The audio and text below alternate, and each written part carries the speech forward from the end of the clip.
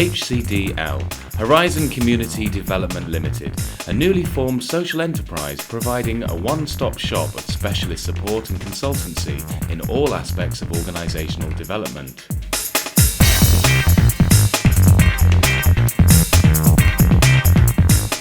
This is the story of 3 different organisations in the Yorkshire and Humber regions. We'll be looking at how they're coping in these turbulent times and what methods they've used to minimise the impact of the recession. In particular, we'll be looking at examples of best practice, focusing on the areas of managing people, finances, operations and marketing.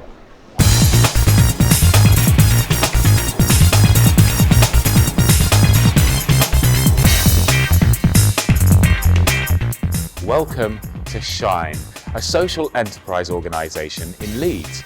We chose this place as a case study because of their remarkable achievement in turning a derelict building at the heart of one of the most deprived areas of Leeds into a desirable multi-purpose building for office accommodations and training venues. Let's find out more. Let's talk to Todd Hanula, their Chief Executive. So, Todd, can you tell us a bit about Shine? Tell us, how did it all start? 2007/8, raised £5 million, just like that. Well, not really, but in about 18 months, £2.5 million public money, £2.5 million private money. 4 people got together and we had a vision for a building that had been laying dormant for about 20 years, 40,000 square foot Victorian building here at Shine.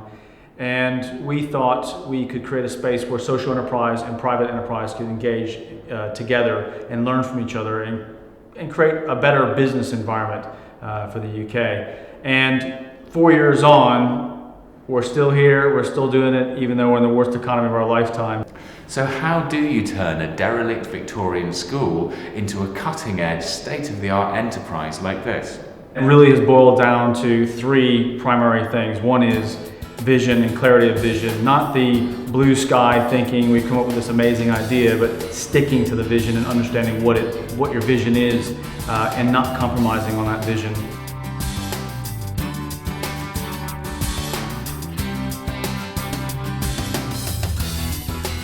The second thing is people, and everybody always says it's people, but it is about people at every part of the organization. I dare say level, because we run a very flat egalitarian organization, but it is about getting the right people in place, doing the right things and complementing each other. From 2007 to now, and why are we still here, it's about attitude. Let's talk about how we weathered the storm so far. 2 things, cash and people. Cash is king, finance professor told me in school, and that has remained true to this day. Hold on to cash, manage cash like it's your own, and get someone in finance that has ownership, not just is a steward of the money, because the stewards don't manage cash appropriately. People who own the business and are taking ownership of what goes on in the business, they manage the cash correctly, and that will keep you through the lean times.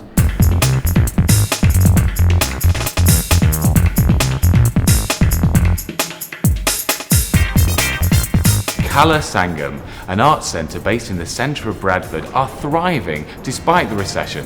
I spoke to Ajit Singh, their programming manager, about the success of the arts centre and how it reaches out to the wider community. Kala Sangam is a South Asian arts company with a mission of bringing people together through South Asian collaborative art forms. The vision of the company is to establish a centre of excellence for South Asian arts, heritage and culture. We have a new space which is going to be ready for presenting work later on this year. So any noise you hear in the background may be due to the work which we are doing now, which is underway and will be launched with a 120-seater auditorium and a sprung dance floor in November this year. Well, it all seems really lively here, Ajit. But seriously, the recession has badly affected a lot of the arts. How have the cuts affected Kala Sangam? I don't think we've been totally immune to the funding cuts which have affected the nation as a whole, and in particular the voluntary sector. So what's the secret? How are you surviving the recession? The backbone of the organization's leadership has been through the robust board we have, which has a combination of public sector and commercial business sector background and experience. So that has helped with the combination of the guidance and strategies in place to cope with these difficult times ahead, but also look and focus on the end focus of our organization, which at the end of the day is bringing people together and bringing audiences, but also generating income for the organization too.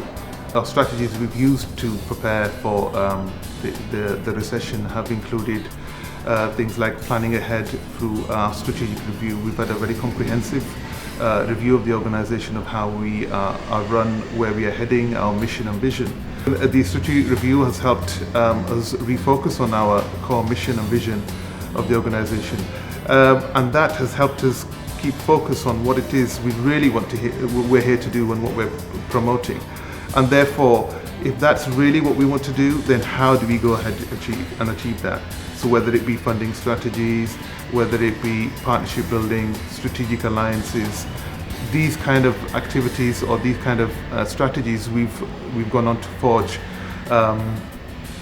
have helped us to regain more of a presence in the arts world, and in particular the voluntary sector, to become more business-like and focus more on how we can earn our own income and generate income from activities, and especially with the resource, with the building we have, how can we utilize this space to generate income commercially and artistically.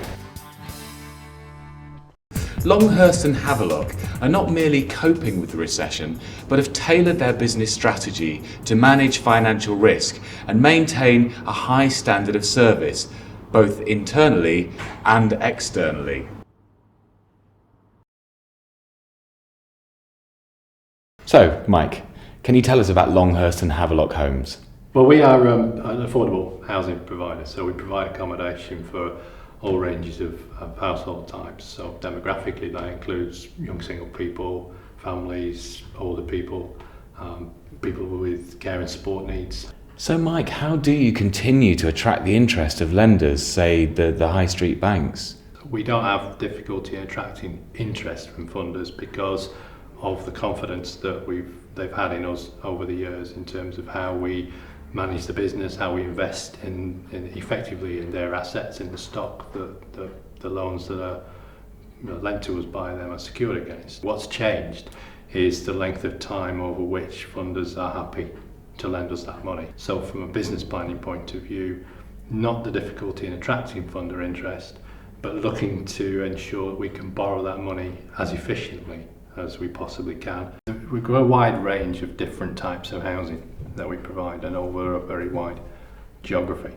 So from that point of view, it does give us some flexibility. So if there are difficulties in a particular part of our business in terms of funding of it, then we're able to adapt. The loss of a formal allocation of funding from the Homes and Community Agency has meant that we need to review the situation that leaves us in. We are big enough to, in terms of financial strength, size, to be an element of self-sufficiency about that. We do need to work on how we continue that relationship with the HCA because we want to deliver the sort of affordable housing that we know that people need. What do you think other businesses could learn from the way you've handled things during this economic downturn? From my point of view, I think one of the key things about being able to handle things in difficult times is to make sure that you've established extremely positive relationships, both inside your organisation and outside. One of the main things for us is to work on having very positive relationships with any of our stakeholders. We've already mentioned funders, and they particularly need to make sure that they can be confident in the way we're managing the business, that we're achieving the sort of performance objectives that we set ourselves. We never forget the fact, of course, that we are delivering services to people who are living in our properties. Some of those people are experiencing difficulties, but we always view them as customers and make sure that we're learning from them so that we can make sure that we're delivering not just services they want, but we can adapt ourselves to and change those services over time. But the more important thing is, as well as that diversity of the business, that you employ great people, you invest in them, and then you retain them. And that commitment over the long period of time, any organisation can survive difficulties. So, there we are. 3 case studies, 3 very different organisations, 3 success stories. We hope you've learned something from this film and can use their experiences to apply the knowledge to your own organisation.